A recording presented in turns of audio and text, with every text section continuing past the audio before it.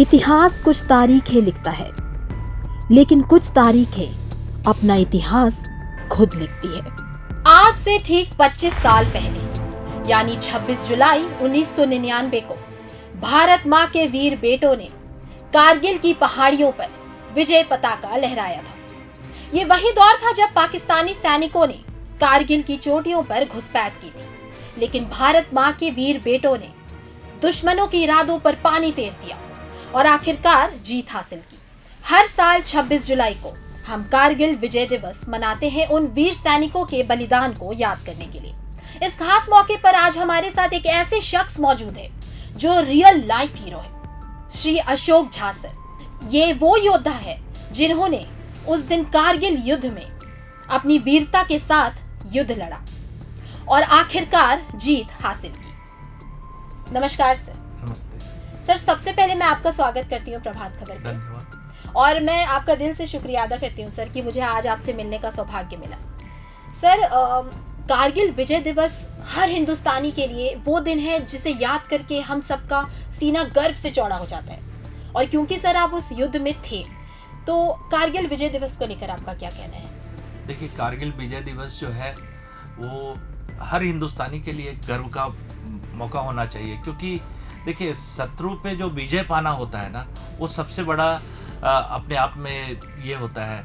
तो हम लोगों ने जो युद्ध लड़ा और युद्ध का परिणाम जो हम लोगों को हासिल हुआ, और इसमें हमारे जितने भी आर्मी, नेवी, एयरफोर्स के जितने भी जवान, ऑफिसर, सब लोगों ने शिरकत की और जो साथ में थे, तो इनके लिए एक बहुत ही गर्व का बात होता है। और हर साल हम लोग इसको कारगिल दिवस को मनाते हैं, और ये सोच के कि देखिए एक सैनिक होने के नाते मेरे टेन्योर में ये लड़ाई हुआ और मैं उस लड़ाई में एक्टिवली मैं वहाँ पे था। क्योंकि जब मैं एयरफोर्स ज्वाइन किया था तो एक सैनिक की भर्ती इसलिए होती है कि कभी भी यदि दुश्मन देश से या शत्रु से हमारा लड़ाई हो तो उस लड़ाई में हम उसका पार्ट हों। और हमारे लिए सौभाग्य का बात है और हर हिंदुस्तानी के लिए सौभाग्य की बात है, और हम लोग इसको लेके बहुत गौरवान्वित होते हैं कि हम लोग इस लड़ाई में एक्टिवली थे और अंततः हम लोग इसमें जीते। जी सर, एक सैनिक के लिए सबसे बड़ी बात होती है कि देश के लिए कुछ कर दिखाने का मौका मिले, जो आप सबको मिला। जी बिल्कुल बिल्कुल बिल्कुल। सर, मगर युद्ध का जो मंजर था वो कैसा था? क्योंकि हम सब जानते हैं कि कारगिल जो है वो सबसे मुश्किल युद्ध का जो जोन है वो बहुत ही मुश्किल रहा होगा, क्योंकि वहाँ का टेम्परेचर जो है जैसा हम सब जानते हैं। तो उसको लेकर सर आपका क्या अनुभव रहा? जी बिल्कुल। एक्चुअली देखिए, हम लोग हम इंडियन एयरफोर्स में थे और मैं इंडियन एयरफोर्स में था। आप इंडियन एयरफोर्स में था और मेरी पोस्टिंग जो थी उस समय 221 स्क्वाड्रन जो हलवारा, लुधियाना के पास हलवारा है, वहाँ पे थी। और हमारे जो एयरक्राफ्ट थी वो MiG-23 एक बॉम्बर एयरक्राफ्ट थी। तो as a electrical technical post पे मैं उसमें था।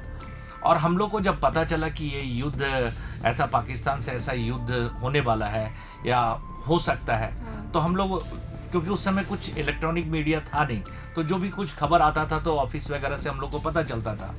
तो जब हम लोग को पता चला कि अब हम लोग को जाना है वहाँ पे, तो शुरू में थोड़ा सा ये हुआ, लेकिन एक सोल्जर होने के नाते कभी भी हम लोग में डर का माहौल नहीं रहा।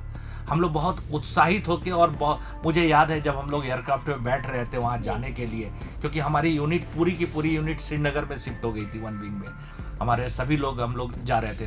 तो हम लोग बहुत उत्साहित होके गए, बहुत इंजॉय करते गए, खुशी मनाते गए कि चलो लड़ाई लड़ना है, और वो भी लड़ाई पाकिस्तान से लड़ना है।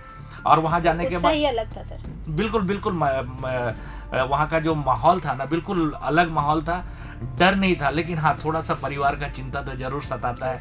और मुझे याद है उस समय जस्ट मेरी बेटी छोटी 1 साल की लगभग थी। अच्छा। तो जब मैं जा रहा था, और मतलब उस समय आप मैरिड थे? जी मैं मैरिड था, मेरी शादी हो गई थी, और 98 में 14 फरवरी को मेरी बेटी हुई थी, और जस्ट 1 साल के बाद। और उस समय संजोग से मेरी फैमिली गाँव आई हुई थी।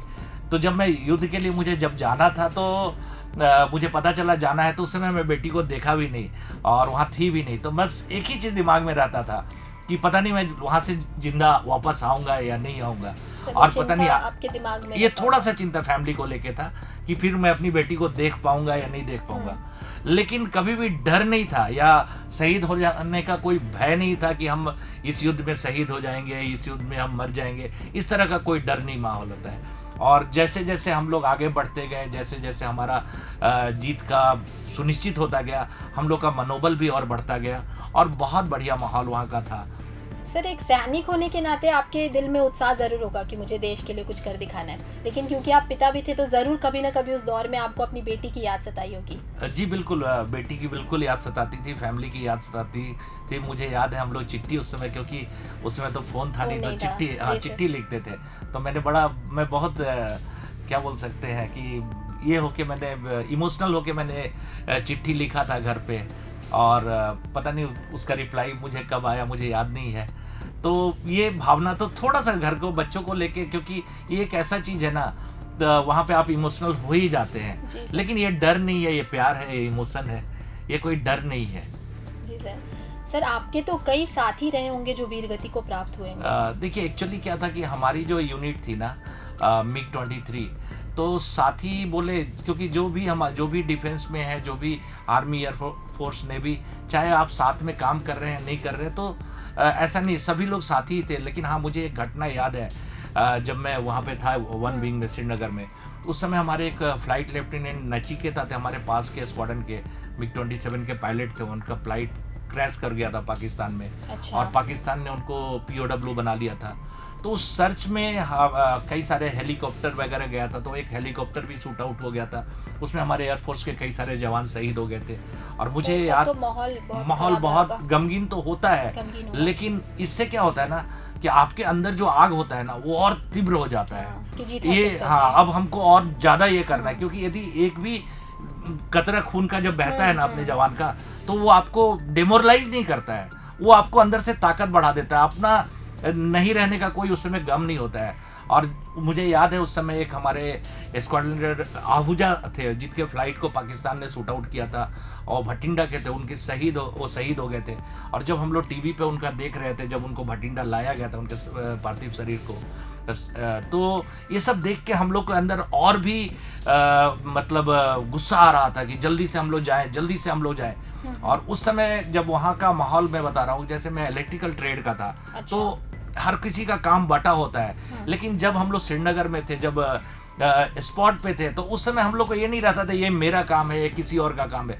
कोई भी काम होता था तो पूरी टीम का काम होता था।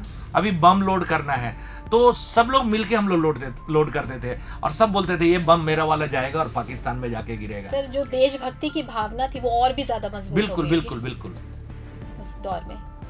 जी सर, मेरा एक सवाल ये रहेगा कि जब युद्ध खत्म हो गया, जब ऑपरेशन विजय में आप लोगों को विजय वाकई हासिल आपने कर लिया, तो उस वक्त जश्न का माहौल तो रहा होगा, तो उसको आपने कैसे सेलिब्रेट किया? मुझे ये भी वाकया याद है, क्योंकि जब ऑपरेशन विजय खत्म हुआ तो श्रीनगर से जब मैं वापस आया था, तो उस समय चूंकि वहाँ थोड़ा सा प्रॉब्लम जो था, खाने पीने का फ्रेश फूड नहीं मिलता था, टीन फूड वगैरह आता था, और लंबा समय रहने के बाद पानी का भी थोड़ा प्रॉब्लम था, और मुझे हाई एल्टीट्यूड पे प्रॉब्लम है। आप देख रहे होंगे इस बात पे मैं आपसे ये पूछना चाहूंगी कि खाने पीने का जैसे आपने बताया कि प्रॉब्लम था, तो फिर उस चीज को आप लोग कैसे उस वक्त में मैनेज किया करते थे? वो सब देखिए यूनिट में आता था, वहाँ डेली IL-76 से फूड वगैरह सब जगह के लिए आता था। तो उस दरमियान मेरा जब कारगिल युद्ध लास्ट हुआ तो बहुत जश्न का माहौल था। अलग अलग यूनिट वाइज, हम लोग के यूनिट में भी बड़ा खाना, लेकिन मेरे लिए थोड़ा सा, मैं यही बात आपको बताना चाह रहा था, मेरे लिए उस समय दूसरा, वहाँ से आने के बाद मेरी तबीयत बहुत ख़राब हो गई। और हलवारा में ही 9 AFH एयरफोर्स हॉस्पिटल था, जहाँ पे मैं एडमिट था, और मुझे पता नहीं कितना स्लाइन चढ़ा, मतलब ऐसा ये हो गया था कि पता नहीं बचेंगे या नहीं बचेंगे, पूरा शरीर से पानी निकल गया था। तो लेकिन बहुत बढ़िया माहौल था, और सब लोग, हम लोग बहुत खुश थे। काफ़ी दिनों तक हम लोगों ने जश्न मनाया हमेशा इसके नाम पे, क्योंकि एयर डिफेंस में हम लोग जैसा कि है, कोई भी बड़ा चीज़ होता है तो बड़ा खाने का अरेंजमेंट होता है, कई बार बड़ा खाना वगैरह अरेंजमेंट हुआ, और इस तरह से इसको सेलिब्रेट किया गया। और अंदर हमेशा ये गर्वान्वित महसूस करते हैं कि हम लोगों ने इस युद्ध को फतह की, और इस युद्ध में हम लोग विजय हुए।